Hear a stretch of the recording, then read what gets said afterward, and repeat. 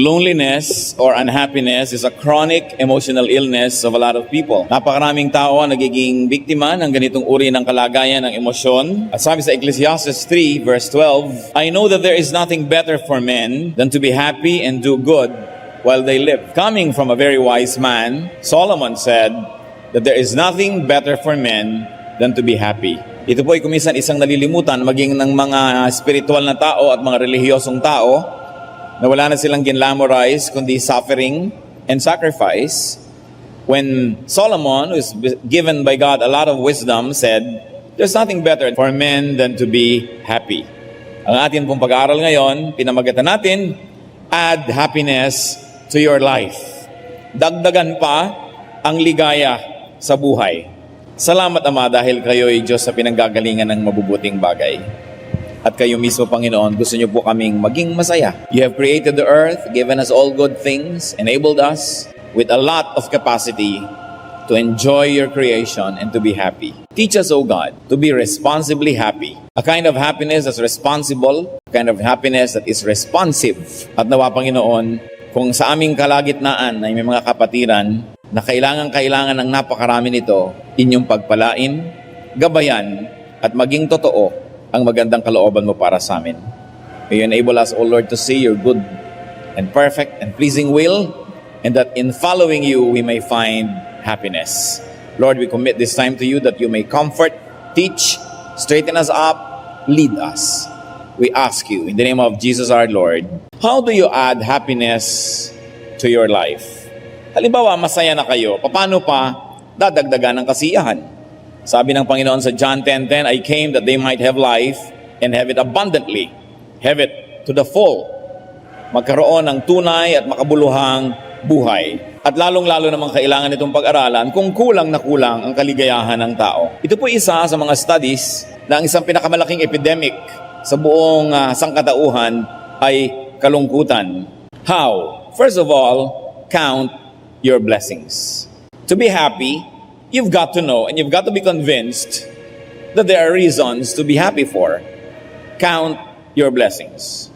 Psalm 103 verses 2 to 5. Praise the Lord, O my soul, and forget not all his benefits, who forgives all your sins and heals all your diseases, who redeems your life from the pit and crowns you with love and compassion, who satisfies your desires with good things. So purihin daw ang Panginoon at huwag lilimutin ang mga magagandang bagay na ipinagkakaloob niya.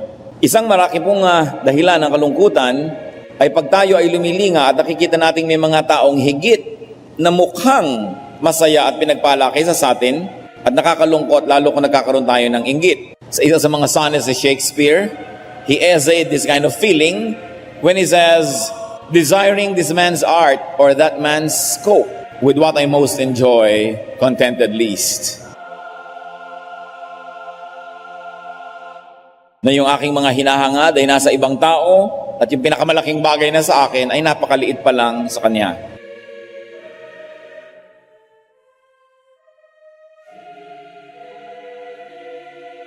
Least. Na yung aking mga hinahangad ay nasa ibang tao at yung pinakamalaking bagay na sa akin ay napakaliit pa lang sa kanya. If you're going to make comparisons, compare yourself only with yourself, but not with others. Because you may always become vain or bitter, sabi ng Desiderata, because you will always find people who are better or less than yourselves. But to count your blessings. But how can you count your blessings? First of all, we've got to recognize blessings. Kailangan pag nandiyan yung blessing, nakikilala natin yun that they are blessings. 2 Corinthians 12, 7 to 10, isa pong bahagi ng sulat ni Paul, to keep me from becoming conceited because of these surpassingly great revelations, there was given me a thorn in my flesh, a messenger of Satan to torment me. 3 times I pleaded with the Lord to take it away from me, but he said to me, my grace is sufficient for you, for my power is made perfect in weakness. Therefore, I will boast all the more gladly about my weaknesses, so that Christ's power may rest on me. That is why, for Christ's sake, I delight in weaknesses, in insults, in hardships, in persecutions, in difficulties.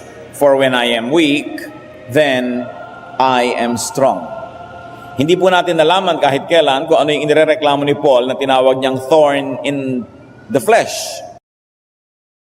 Pero kung naranasan nyo na matinik o mabikig, maging ng tinik ng isda, na may nakatusok sa inyong laman na isang matalim na bagay, ay alam nyong napakahirap nun. At sabi niya, meron akong ganon, at hiniling ko sa Panginoong alisin, pero hindi niya inalis. Kaya pinagpapasalamat ko na rin, sabi niya, sa dami-rami ng ibinigay sa akin ng Panginoong pagpapala, ay mabuti na rin may ganyan ako at nang hindi ako maging mayabang. May nagpapababa sa aking kalagayan, may nagpapaalala sa akin na mayroon akong malaking bagay na pinoproblema. It keeps me humble. So, whatever keeps us humble, though they may keep us from enjoying many things that we desire, should also be counted as blessings. Merong mga tao na siguro kulang sila sa kagandahang physical according to the standards of advertising and according to the standards of Greek aesthetics. Pero dapat na rin ipagpasalamat sapagkat napakaraming tao dahil sa kanilang kagandahan ay doon pa napahamak. Napakaraming nagkagusto, napakaraming naghangad at nalito na kung hindi sana siya ganun kaganda ay hindi siya mapapalungi at mapapariwara. Kaya marami pong pagpapala maging ang mga bagay na akala natin disadvantageous. James 1:2-3, Consider it pure joy, my brothers, whenever you face trials of many kinds, because you know that the testing of your faith develops perseverance. Ano naman dito ang inaari na blessing? Persecution, trials. Sabi niya, dahil pagka may ganyan, may gantimpala ang nagtatagumpay. At hindi naman kayo papayagan ng Diyos na dumanas ng ganyan kung hindi alam ng Diyos na mapagtatagumpayan nyo kung sisikapin nyo lang sa kanyang tulong. Maging ang mga nakatanggap ng pagpalo at pagpapahirap ng kapwa, inaari nila itong pagpapala. Acts 5:41, when Peter and the other apostles were flogged and they were really hurt for teaching in the name of Jesus, the apostles left the Sanhedrin rejoicing because they had been counted worthy of suffering disgrace for the name, and that is the name of Jesus. So, baka po ang inireklamo natin sa buhay ay isa palang pagpapala at hindi lang natin nakikita yon na ganon. Kung minsan, kulang ka sa height, hindi ka tuloy naging stewardess, reklamo ka ng reklamo, yun naman pala iniligtas ka ng Panginoon sa isang plane crash. Hindi naman niya ipinahamak yung matatangkad, ha? Hindi naman gano'n ang ibig nating sabihin. Pero, naging kaligtasan mo yung parang kakulangan. Meron tayong maraming kulang. Alam nyo, kahit yung mga taong laging nasa magazine, nililitratuhan, at akala mo sila na yung model ng lahat ng magagandang bagay, ang dami pa rin nilang binibilang na kulang sa kanilang sarili, sa kanilang itsura. Kasi ang tao talaga hindi kontento. But whenever you find a handicap, a difficulty, a shortage of anything you want in abundance, open your eyes because these things just might be blessings. And then be grateful. Be thankful. Hebrews 12:28, let us be thankful. Mahalaga yung meron tayong thankful spirit. At nang sa ganon ay hindi tayo reklamo ng reklamo. Ang reklamo pwedeng palitan yan. It's only a matter of decision. Pwede kayong magreklamong umuulan, pero pwede nyo rin ipagpasalamat na umuulan. Meron kayong lakad na hindi natuloy, pwede kayong magreklamo at maging malungkot, pero pwede nyo rin ipagpasalamat kung makakakita lalo kayo ng ibang magagawa na mabuti rin naman o maaaring higit na mabuti pa. At kung iisipin nyo ang hindi yung pagkakatuloy ay maaaring pagkakaligtas nyo sa isang sakuna o kapahamakan. Sapagkat ang Panginoong Diyos ay nakaalam ng higit sa alam natin, dapat tayong magtiwala. Another way to be happy, aside from counting your blessings, is to be a blessing.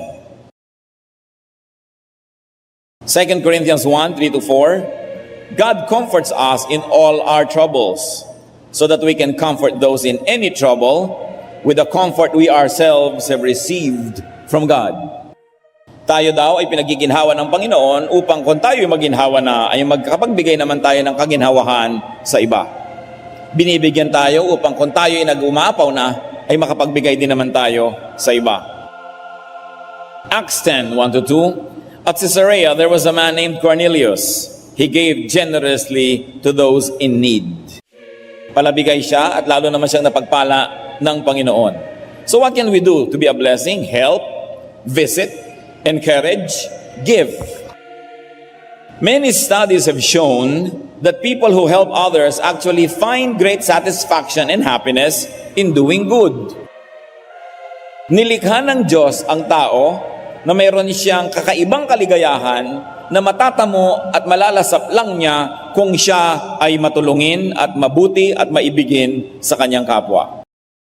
Kaya kung tayo po ay nalulungkot, maaari tayong magdagdag ng ligaya sa pamamagitan ng pagdagdag pa ng mabubuting mga gawa, lalo na sa pagtulong sa mga kapuspalad. Nararamdaman niyo siguro yan, yung meron kayong kamag-anak o kaibigan na dapat dalawin sa ospital, pero hindi kayo makapunta, busy kayo, marami kayong gagawin. Pero nagpunta rin kayo, at nung palabas na kayo doon sa ospital, ay maligaya rin kayo na finally nagawa niyo na rin yon, nagawa niyo ang isang bagay na maganda. Meron kuminsan na gusto niyong regaluhan o bigyan ng isang bagay na hindi naman lagi natin kayang ma-afford. Pero nung naipaglaban niyo at nagawa niyo na, you have this distinct happiness. Mga kaligayahan ng mga nagbibigay ng tulong sa kapwa, tumutulong sa matrikula ng mga pamangkin o kaibigan o anak ng kung sino-sino. Marami pong kaligayahan na naghihintay sa atin kung tayo lang ay handa na magbigay din ng ligaya sa ating kapwa. Acts 9:36, in Joppa, there was a disciple named Tabitha who was always doing good and helping the poor. At ano po ang napala nitong si Tabitha sa kanyang kabutihang loob? Nung namatay siya, inilapit siya ng kanyang mga natulungan dito sa isang alagad ng Panginoon na si Peter, at siya ipinanalangin at bumalik ang kanyang buhay at nadagdagan pa't nahabaan pa ang buhay niya dito sa mundo. Acts 20:35, the Lord Jesus Himself said, "It is more blessed to give than to receive." Many people are lonely because they always get and forget, and they do not give and forgive. Kaya mahalaga is not to always get and forget, but to give and forgive. Maraming kaligayahan ang nagiging available pag tayo ay nagiging matulungin. At ito'y isang misteryo kung bakit ganon. Na kung tutuusin naman, hindi naman talaga isang hiwaga, sapagkat Diyos ang lumikha sa atin, nilikha tayo na likas sa atin na dapat ay mapagkawang gawa at matulungin. Another way to add happiness to your life is to operate on your strengths. Kung ano ang galing, yun ang gamitin. Kung ano ang inyong talino, ano ang inyong training, ano ang inyong hilig, doon mag-operate. Maximize your potential. Ang bawat tao ay merong mga kakayanan na maibunga sa buhay na ito. May mga mailalabas na galing at talino. Subalit kung hindi kayo magpapasya na doon kumilo sa larangan kung saan kayo binigyan ng Diyos ng lakas, talino at galing, lagi na lang kayong mabibigo. Because when you operate on your strengths, you also minimize your weaknesses. So kung ano ang inyong physical build, ibig sabihin you operate on that. Kung hindi naman kayo ganong kataasan, huwag yun ang ambisyon nila na maging beauty queen. Dahil binibigyan nila ng halaga sa puntos yung height. Maaring humanap kayo ng ibang trabaho, ibang larangan. So anong titingnan ninyo? Saan ba ako mahusay? Saan ba ako magaling? Kasi lahat po ng tao may husay at may galing. At lahat ng magagaling, nagkikita-kita yan. Ano pong ibig natin sabihin? Kung kayo magaling na barbero, ang magugupitan nyo ay mga ulo ng mga pinakamagagaling na tao. Kung kayo'y cook, ang maipagluluto nyo, yung mga pinakamagagaling na mga kakain o mga parokyano. Kung kayo ay arkitekto, ang i-design nyo ng bahay ay mga pinakamagagaling na kliyente. Kung kayo man ay security guard, ay magbabantay kayo sa mga pinakamagagaling na mga pwesto. At kung kayo'y driver, ang ipagdadrive nyo, pinakamahuhusay na mga amo na may pinakamagagandang mga kotse. Kung kayo ang pinakamahusay na janitor, maglilinis kayo sa mga pinakamagagandang mga building o palasyo.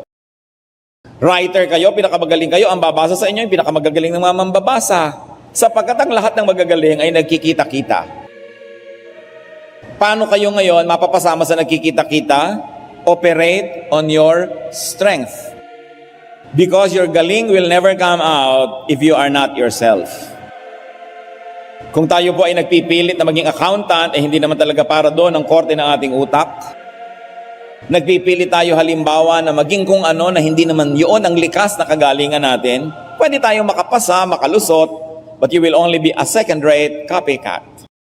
Hindi ka magiging orig, hindi ka magiging kakaiba, hindi ka magiging magaling. Maging sa negosyo po, yung mga umunlad ay yung gumawa ng sarili nilang produkto. Yan lang Max's Chicken na yan. Kita nyo at naging napakalaking chain na. Nagsimula lang yan sa pagsaserve ng fried chicken sa mga sundalong Amerikano nung matapos ang gyera, nasawang-sawa na sa pagkain nila sa kampo. Lumalabas sila doon sa kampo nila, kumakain sila doon sa bahay ni Tito Max. At dahil dinevelop nila yung product line na yun, the house that fried chicken built. Yung mga iba pa, kita nyo po ang Jollibee dahil dinevelop nila ang pagkahusay ng Filipino taste sa kanilang pagkain. Sa buong mundo, sa Pilipinas lang, hindi panalo ang McDonald's. Sa food chain, talo sila ng Jollibee. Well, wala po akong kinikita na sabihin ng mga pangalan na ito, ha? Katotohanan lang, nung nagpakatotoo, lumabas yung galing. Kaya yung spaghetting matamis, yun ang gusto ng Pilipino. Yung mga Pilipino gusto ng mga spaghetting maaasim, nagpapanggap lang yun, sinisikmura din pagkatapos. Dahil ang gusto mo talaga yung matamis, yung mga ketchup na matamis, hindi yung maasim. So yung nagpapakatotoo, tinitingnan ko anong likas, yung mahusay niya talaga, yon ang may nangyayari. So, gusto niyong sumaya, operate on your strength. 1 Peter 4:10, each one should use whatever gift he has received. Ano bang gift nyo? Kailangan ma-identify yan. Saan kayo magaling? Saan kayo mahilig? Doon kayo bumuwal. Kaya mga magulang, napakalaki po nating papel kung paano sasaya ang ating mga anak na kung ano yung hilig talaga nila mga kurso at kaya naman natin, hayaan natin yun ang puntahan. Kasi kung ipilit natin yung gusto natin, pwede naman sila maging second class, third class, chemist o architect o ano pa man, pero hindi sila lubos na liligaya sapagkat hindi sila nakaakma para doon. Do what you do best. Noon pong si David ay tumanggap ng hamon ni Goliath sapagkat sa hukbong ng Israel, walang naglakas ng loob na labanan si Goliath, ang laki-laki. Itong si David, sinabi niya, akong lalaban, napapahiya na ang Diyos natin, hindi pwedeng walang lalaban. Tinawag siya nung hari, si King Saul, sa kanyang tent at binihisa ng mga damit ng hari para the best yon, no? The best armor, the best everything para sa isang kawal. 1 Samuel 17:38 to 39. Then Saul dressed David in his own tunic. He put a coat of armor on him and a bronze helmet on his head. David fastened on his sword over the tunic and tried walking around because he was not used to them. I cannot go in this, he said to Saul, because I am not used to them. So he took it off. Huhubarin nyo yung helmet ng hari, yung mga kasuotan ng hari pag pupunta sa gyera, tatanggihan mo yung espada ng hari na pinaghirapang i-design at ang ganda-ganda. Sabi ni David, hindi ako ito. Hindi ako mananalo sa ganito lang. Hinubad niya, at ang ginawa niya, nagputesa sa ilog, kinapakapan niya yung ilalim ng tubig at kumuha siya ng mga makikinis na bato, inilagay niya sa kanyang bulsa, sapagkat lalabanan niya si Goliath sa tool na alam niya at master niya, that was the slingshot. Yung tirador. At alam natin, na isang bato pa lang ni David. Kaya na-insulto muna itong si Goliath. Nung makita niya yung kalaban niya, walang helmet, walang armor. Siya bihis na bihis. So, ano akala mo sa akin? Bato, ang dala mo dito, patpat. Ano akala mo sa akin? Aso? Bato at patpat ang dala mo? Na-insulto si Goliath. Pero, isang asinta lamang ni David, tinamaan dito, sa noo, si Goliath at natumbat patay. Pero kung pinilit ni David na isuot yung helmet na hindi naman kanya, yung armor na hindi naman kanya, baka nabaligtad ang sitwasyon. Kaninong helmet ang suot-suot nyo ngayon? Kaninong mga katangian ang binipilit ninyong maging inyo? Kaninong mga mukha ang isinusuot natin sa ating mga pagbabalat kayo? Habang hindi tayo nagiging totoo sa ating sarili, hindi lalabas ang ating galing. Kaya kailangan operate on strength. Unless you're going to die tomorrow morning, it's never too late to change jobs. It is never too late to change professions or vocations, to change your business, and even to change your look, to change addresses, And to change partners if you are unmarried. Huwag niyong tatanggapin na ito na, wala na akong magagawa, I'm stuck in this. No. God designed us to be able to do many great and wonderful things. And sometimes one of that is to stop doing what you have been doing that you're not enjoying anyway, that you're not good at, and that which does not give glory to your God nor to yourself. So kailangan nire-review ang ganyang mga bagay and you operate on your strength. Bawat hanap buhay, bawat profesyon, there is always room at the top. If you want to go to the top, be in the right place. If you are in the right place, there's always an elevator to the top. But if you're in the wrong place, you will just be milling around with the throngs, with the crowds, and you will just get lost in a sea of faces. And you will just dissociate to become an insignificant fragment of the crowd. So it's important to find your right place, because that's the only place where you will blossom. Huwag po tayong matakot na magpalit. May transition yan, may bayad yan, but it's worth the effort. How else can we be happier? Get connected.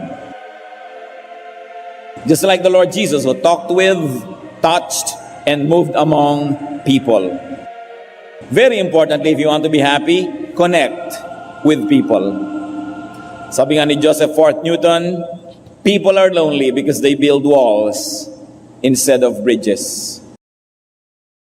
And now, this is the tall order of leadership. Because for leadership to be very, very effective, it becomes necessary to have distance. Why? Because many people, when they are close to you and they are friendly with you, they will abuse your power and office for their benefit. That's why sabi nila it's lonely at the top.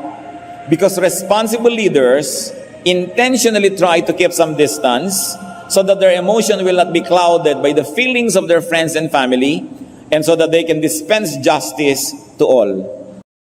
I remember one French king, if I'm not mistaken, Louis XIV, who grew up with a friend.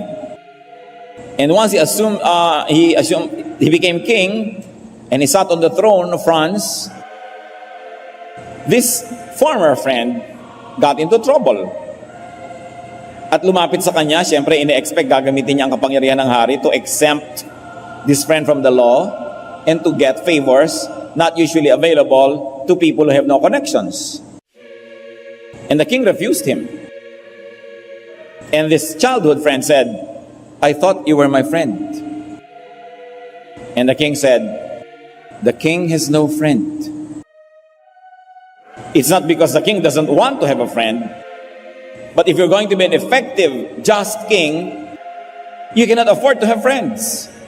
Because your friends will cloud your reason and will pull strings and use you so that they can abuse their fellow citizens and they can use the power of your office to benefit them.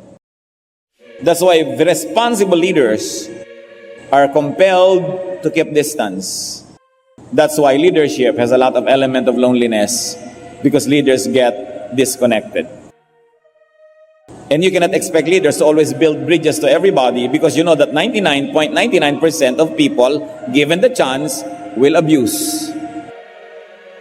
And a responsible leader will not permit his friends or family to abuse his office for personal gain. That's why we need to be supportive and prayerful for our leaders, because leaders can be lonely.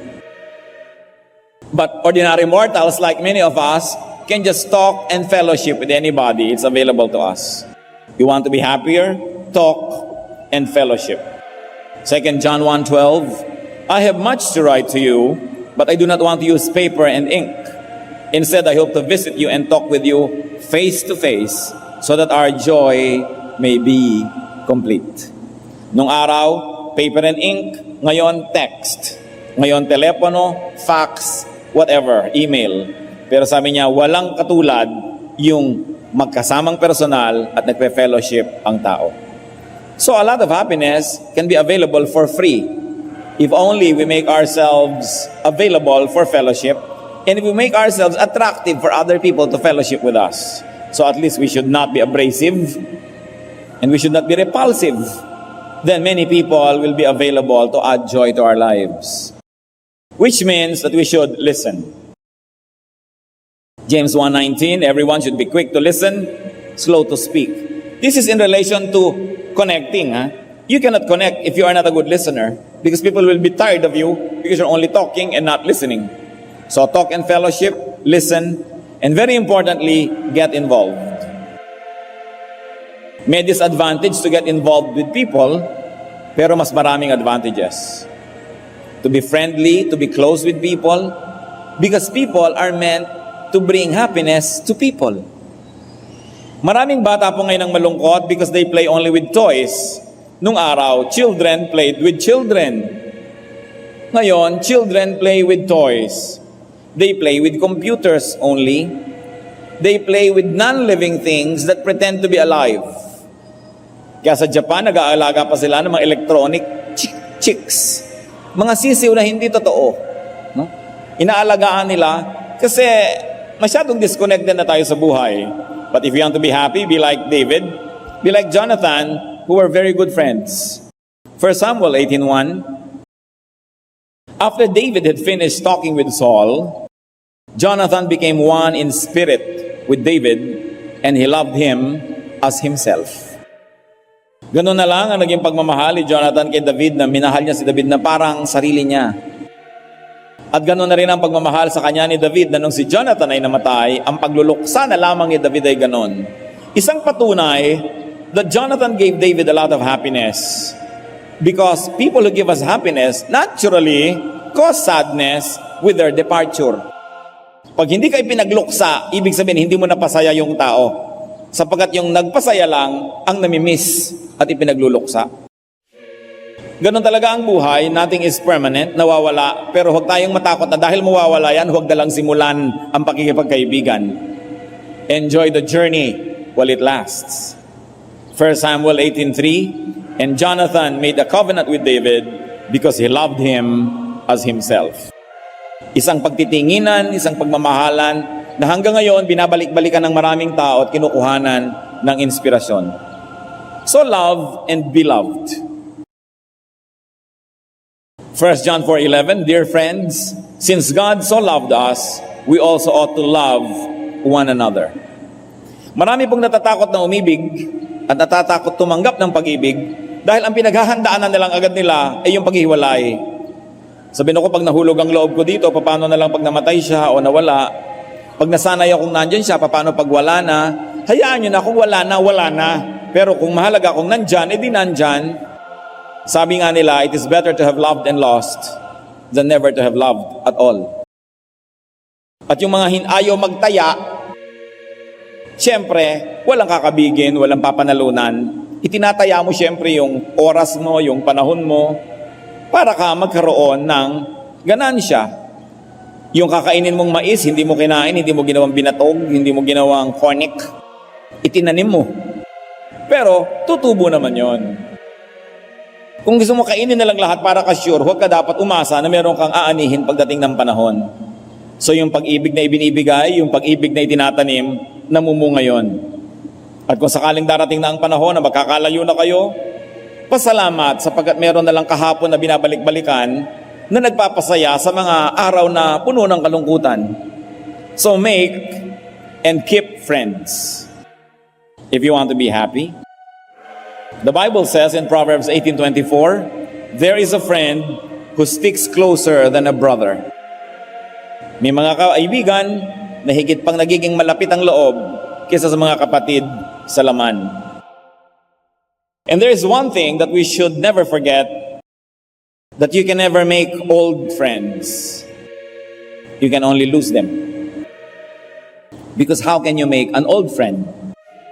You need a long time to make an old friend. So value old friends. Yung po mga kaibigan nyo ng elementary grades, ng high school, kahit ng college, o kung hindi kayo ng high school o college, yung mga panahon na yon na equivalent sa edad, balikan sila.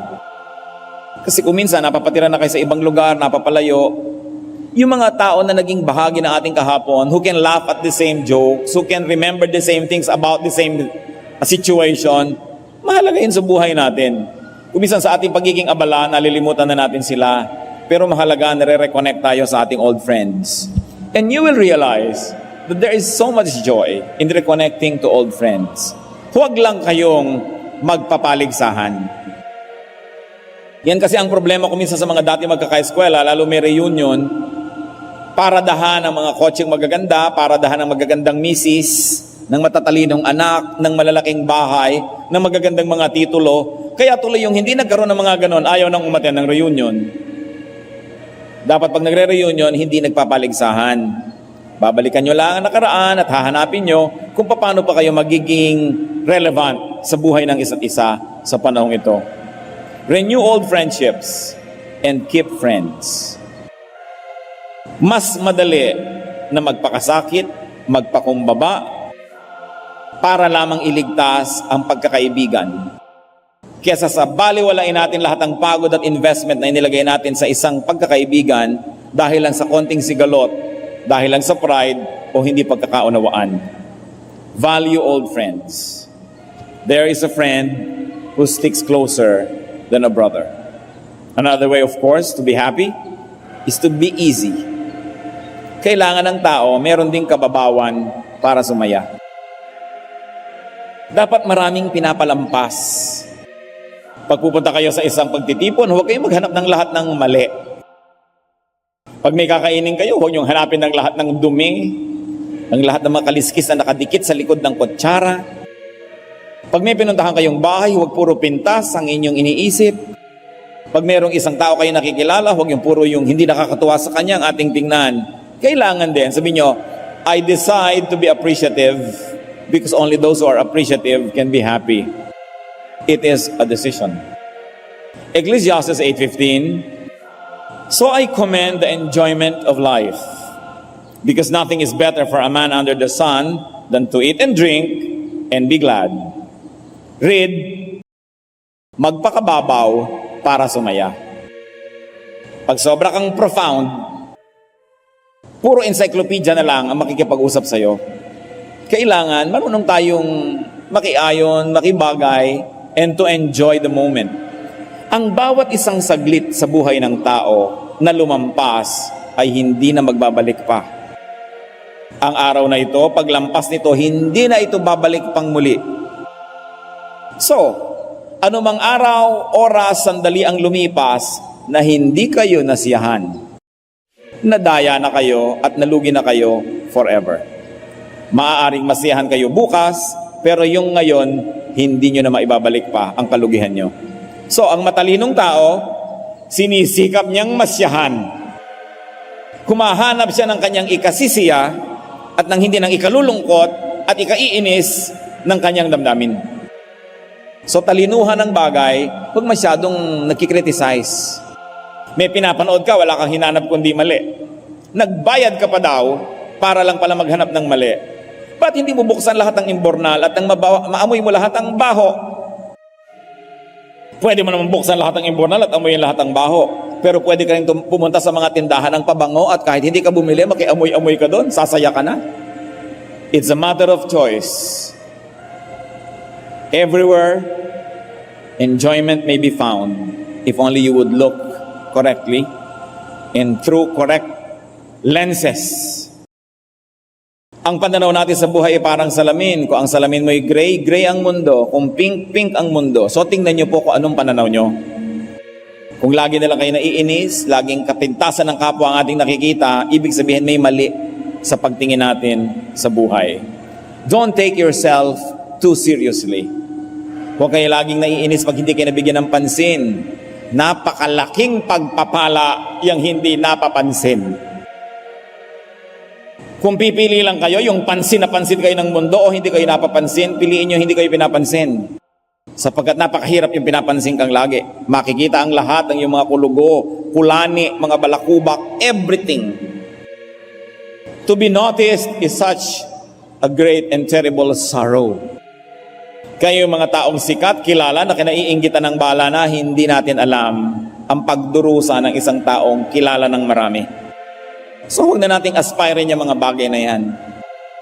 Huwag lang tayong niyuyurakan at tinatapak-tapakan sa mukha. Tama na yun. You don't have to be at the presidential table. Alam niyo ba ang pagdurusang umupo sa presidential table? Wala ka namang kaharap. Ang dami-daming tao nandyan, nakataas kang ganon. Tapos pati nguyam mo, pati natinga ka na, hindi mo man lamang matanggal-tanggal dahil ang daming nakatingin sa'yo. Ang mga katabi mo, hindi mo kilala, taga saan po kayo? Taga Bulacan pala kayo. Kayo po, dalawa palang anak nyo. Isang buong gabing ganon. Kaya ako ayoko umuupo dyan sa presidential table kahit kasalan. Talaga magkamatayan na. Bihira-bihira talaga kung kailangan na lang. Mas gusto ko, katabi ko yung choir natin, yung mga wedding coordinator, masaya ang usapan, kwentuhan. Aning kung may katabi akong kondesa at prinsipit kung ano-ano na, taga saan po kayo? Ganun po ba? That's a way to waste life.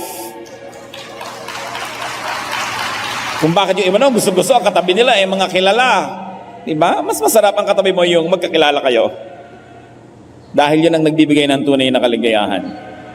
And if you really want to be happy in life, brothers and sisters, forgive and forget. Yung dalawang F ng buhay na mahalagang sangkap ng kasiyahan, forgive and forget. Forgive offenses. Forgive pains and sorrows. Ang buhay, matatapakan at matatapakan ka ng iyong kapwa. Dahil pare-pareho kayong gumagalaw, kuminsan masikip ang daigdig na inyong ginagalawan, kuminsan natatapakan ka niyan, di sinasadya. Meron namang talagang gusto kanyang tapakan dahil yun ang ambisyon niya. In any case, matatapakan kayo. Kung ipagluluksan nyo ang bawat panahon na natapakan kayo, wala na kayong gagawin sa buhay kundi malungkot. So, sabi sa Colossians 3:13, bear with each other and forgive whatever grievances you may have against one another. Forgive as the Lord forgave you. Only those who forgive can really be free. Because everyone whom you don't forgive becomes your master. Every offense that you nurture in your heart becomes your prison. Mahalaga, palampasin na lang, patawarin na, lalo't wala na namang magagawa, and get on with life. Without forgiveness, it is impossible to be happy.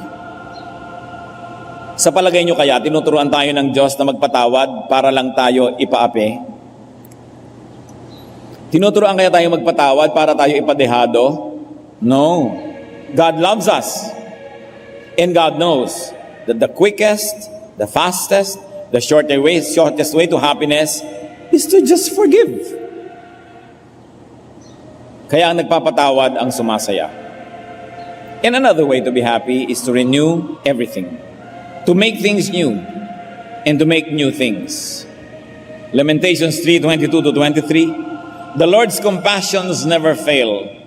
They are new every morning. Nakita niyo po ang mga habag at tulong ng Diyos. Bago yan araw-araw. So meron tayong bagong energy, may bagong power, may bagong direction, may bagong tulong. So always make new things. Make new friends. Make new activities. Make new projects. Kumisa kasi yung buhay natin, nata-typecast yung mga kaibigan natin. Like, kung architect ka, mga architect kaibigan mo, hindi naman masama. Pero ano bang may kaibigan kang high school student? Nalalaman mo at nare-refresh ka sa mga bagay na ibang point of view. Minsan, if you're above 40, ang mga friends mo rin, mga above 40 or 35 or thereabouts, we don't cross lines. But in friendship, it's nice to have, like young people can have older friends, and to have males having female friends, to have friends coming from people that you don't know anything about, social groups, maybe interest groups, then your horizon is stretched at lumalaki ang ating mundo. That adds thrill, and that adds learning, and definitely it adds happiness. So add newness and freshness to your life. And finally, among the many ways to add happiness, get physical. Be as active as possible. Exercise. Beautify, if you like to beautify yourself. Marami pong kalungkutan dahil lang natutulog ang ating mga taba. Lumulungkot tuloy tayo. Nagiging sebo ang ating mga braso, ang ating mga tiyan. So mag-exercise. Alam niyo yung nag-exercise, pinapawisan, magaan. Hindi lang ang physical na pakiramdam, pati yung emosyon. At lalo pa nga't gumaganda ka lalo, gumagaan ang yung pakiramdam, with circulation, gumaganda pang yung kutis, lumiliit ang yung waistline, napupuri ka pa ng iba, sasaya ka talaga. Pero tinitiyak ko sa inyo, hindi nakakatuwa, yung may lalapit sa iyo, kinakalabit yung tiyan mo. Bakit mo ng tiyan mo? Diba kahit na may concern siya, gusto mong pampasin ng palo-palo itong, para anong pakialam mo sa tiyan ko? Ang taba mo yata ngayon, gusto mo talaga siyang sungangain, di ba? So, imbes iwas tayo ng iwas, eto na naman doon papansin sa tiyan ko, sa taba ko, di mag-exercise tayo. At pag gusto mo ngayon, lagi kang mapansin, nakakalat ka nakakalat para ka mapansin. Dahil ikinatutuwa mo na yung pansin. In other words, this situation will never change unless you did something about it. So why don't you decide to get physical? Jesus grew in wisdom and stature, in favor with God and with men. Balanced growth. Wisdom, mental. Stature, physical. In favor with God, spiritual. In favor with men, social. It is the way to grow. So tama na yung mga excuses, tama na yung mga delay. Let's get physical. 1 Timothy 4:8, physical training is of some value. May halaga yan. And the body is a temple of the Holy Spirit, so the nicer it looks, the better for everyone. Do not just desire health and fitness and beauty. Acquire them. And of course, it requires work. Siguro kung meron lamang na yung babayaran mo para mag-gym para sa'yo, naku, napakaraming uupa. Pero ikaw yung gaganda yung katawan. Ha? Pero hindi pwede, you've got to do it yourself. Kung meron pa kayong intention ng araw pa na mag-exercise, gawin nyo na. Mamayang-mamaya rin, magsimula na kayo. Tanggalin ang mga sebo. Sapagkat hindi yan nakakabuti. Tsaka alam nyo talaga, yung inactivity, immobility, hindi na kailangan may magtaksil sa inyo. Hindi na kailangan may magsalita ng masakit. Yun lang wala kang ginagawa, nakakalungkot na. So dapat may ginagawa ang tao. Job said, I will forget my complaint, change my expression, and smile. That is a decision to be happy. Brothers and sisters, prolonged loneliness is a decision. It is a position that we take. It is an act of will. Yung biglang loneliness, alam ba na may natanggap kang text, may biglang namatay, hindi mo makokontrol yon, malulungkot ka. Nabiyudo ka, nabiyuda, may namatay, nalulungkot ka. May sunog kang bahay, may nabigo kang pangarap, malulungkot ka. Pero ang kalungkutang nagtatagal, desisyon na yan ng may katawan na malulungkot siya. And you may decide not to be lonely. I don't know if you knew this, but those who have prolonged loneliness have actually decided that they'd live lonely lives. Kaya pati mga kulay na isinusuot niyan, malulungkot. Ang mga kurtina sa bahay niyan, malulungkot. Ang mga pinapakinggang tugtog, malungkot. Ang pinapanood ng mga pelikula, malungkot. Ang mga kausap, mga malulungkutin. Tapos nagtataka, Diyos ko, bakit po ba ang lungkot-lungkot ko? Di magpakasaya ka. Alam nyo, basta hindi masama, umarya kayo, gawin nyo. Para kayo sumaya. Huwag kayong makikinig, matanda ka na. Huwag ka na magsuot ng ganyan. Kakainin ako ng lupa, hihiga na ako sa ataol dahil matanda na ako. Habang may buhay ang tao, kung gusto niyang baguhin ang kanyang pamamaraan, pwede. As long as you don't break God's moral law, the Christian is free to do anything that the Bible does not prohibit. Kaya lang yung mga... Ang relihiyon lang kasi, ang daming pinagbabawal, masyadong pakialamero. Dumiretso kayo sa Diyos, higit siyang maunawain, at mas masayang kasama kesa sa mga religious leaders. You know, religion is obsessed with control. They will control the length of your hemline, the length of your hair, everything. No? Sapagkat siyempre, nagiging importante ang mga religious leaders kung ang lahat ay controlled na controlled. But the truth sets free. There are very, very few moral laws that we should really consider and live by. And in all other areas of life, sabi nga ni Lord, except for this one tree, you may eat of everything. Isa lang ang pinagbawal na puno, lahat pwede na. Ang relihiyon, lahat bawal except one. Kaya hindi sumasaya ang mga tao, nabibilanggo, Puro pagtitimpi, puro pagtitiis, puro pagdurusa na hindi naman hinihingi ng Diyos. The Lord said in John 10:10, I came that they might have life and have it to the full. Well, loneliness is a decision. Happiness is also a decision. Happy people decide to be happy. Lonely people decide to be lonely. It is really in your hands. Happiness is a position. Happiness can be willed. So decide to be happy. Decide to add happiness to your life. Kung may mga karakter sa buhay nyo na walang ginagawa kundi mang iniis, sabihin nyo, hindi kita pagtatagumpayin, hindi ako maiinis sa'yo. Hindi ko pagtatagumpayin ng ulan o araw, pag-a-adjust ako. Hindi ko pagtatagumpayin ng mga hindi nangyari, mag-a-adjust ako. It is a matter of decision. God likes you to be happy. God likes you to live a full life. Just observe the very important moral laws and go and seek your happiness. Aming Diyos, salamat po sapagkat kayo Diyos na maunawain, Diyos na maibigin, at Diyos na nagpapalaya. Linawin mo pong isip namin. Kung minsan iniisip namin kayong may ayaw, yung pala hindi naman kayo, kundi mga institusyon at mga tradisyon lang. Teach us to read your word with wisdom. Ituro mo po sa amin kung alin doon ang binabasa dahil dapat lang malaman at kung alin naman ang dapat sundin, give us wisdom. Teach us. At mga Panginoon, sa aming paghahanap at paghahangad ng kaligayahan, maging daan din kami para lumigaya ang aming kapwa. Maging sensitive nawa kami na hindi yung kaligayahan namin na ikinulungkot ng iba. But in our search for happiness and meaning, may we be sensitive to other people around us. Compassionate and even accommodating. Nawa Panginoon, kung may mga kapatiran dito na generally malungkot, palayain nyo. Buksan nyo ang aming mata at ang makita namin kung ano mga problemang kami mismo ang lumilikha. Kung anong mga lungkot ang nandyan dahil una inimbento namin o kaya pinapayagan namin. Turuan nyo kami, Panginoon, na itaboy ang mga kalungkutan na ito at tanggapin ang mga pagpapalang sa iyo lang nagmumula. Mga kapatid, habang tayo nakayuko, thank God for the many wonderful